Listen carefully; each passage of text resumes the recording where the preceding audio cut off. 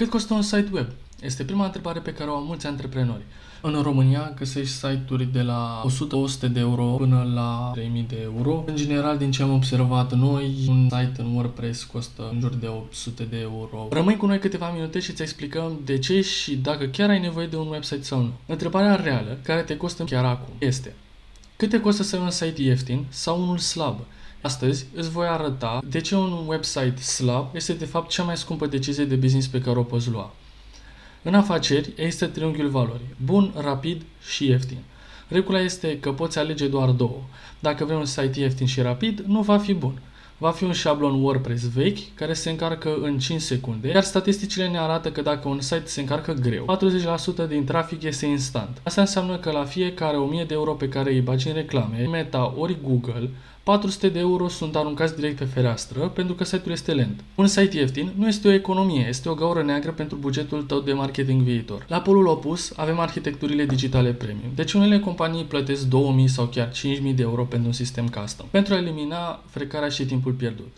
Când cumperi un site de la un freelancer ieftin, tu plătești restul prețului cu timpul tău. Vei pierde ore întregi încercând să repară plugin-uri stricate, vei pierde potențial clienți pentru că formularul de contact a dat eroare și nu ai fost notificat de acest lucru. Și vei pierde luni de zile cu SEO care nu funcționează. Un preț premium îți cumpără viteză și certitudine. La Digital MPR codăm sisteme în Astro și Sanity care se încarcă în sub 3 secunde și trimit alerte instant când un potențial client a completat formularul. Astfel, tu poți suna persoana respectivă. Dar stai, pentru că mai există un secret în industrie: aceste costuri ascunse. Pe lângă design, un site are nevoie de câteva lucruri tehnice ca să funcționeze. Uite cum le gestionăm noi, complet transparent. Domeniul te costă undeva în jur de 10-15 euro pe an. Acesta este numele site-ului pe care tu îl ai, spre exemplu afacereamea.ro. Noi te ajutăm pas cu pas să-l cumperi pe numele tău, ca să ai 100% control asupra lui, sau dacă nu vrei bătăi de cap, îl cumpărăm noi și ți-l transferăm înapoi ție oricând dorești. Adresa de e-mail de business. Sunt 3 opțiuni pe care noi le oferim. Ori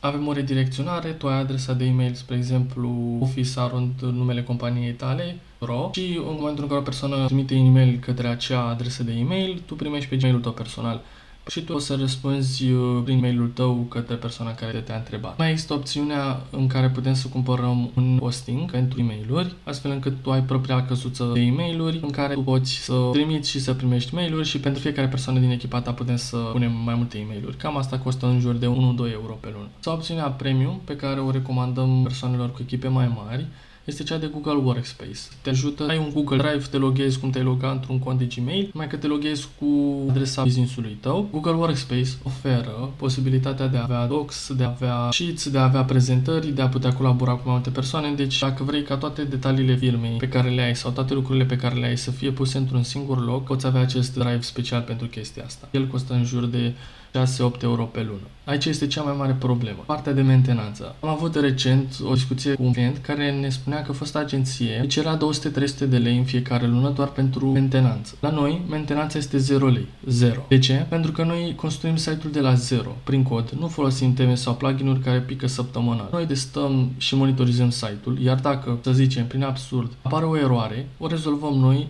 fără abonamente inventate. Deci, cât costă un site? Dacă un site web custom îți aduce 10 clienți noi pe lună, iar valoarea unui client este de 100 de euro, site-ul tău tocmai a generat 1000 de euro în prima lună. Dintr-o dată, o investiție de 100-1000 de euro pare nu doar ieftină, ci necesară. Oamenii care vor să-și construiască afaceri lideri de piață nu caută cel mai mic preț, caută cel mai mare randament al investiției. Pe lângă asta, dacă ai un site slab și clienții tăi te caută online sau ajung pe site-ul tău și văd că ai un site slab care nu reprezintă cu adevărat ce face afacerea ta, ei pot să fie descurajați, astfel încât sunt foarte mari șanse ca ei să plece la competitorii tăi. Așadar, când te întrebi cât costă un site, adevărul este că prețul depinde exclusiv de obiectivul tău. Dacă ai o afacere și ai nevoie de un sistem digital nou sau vrei să le refacem pe cel vechi pentru a-ți aduce mai mulți clienți și a-ți reprezenta online seriozitatea afacerii tale, hai să facem un calcul împreună. Apasă pe linkul din descriere și programează o discuție gratuită cu noi. Ne vom uita la obiectivele afacerii tale și ți-o vom oferi un preț exact. Iar dacă considerăm că nu este necesar un site în momentul respectiv, îți spunem cât se poate de transparent acest lucru. Programează o discuție gratuită cu noi și hai să vedem exact cât ar costa succesul afacerii tale în online.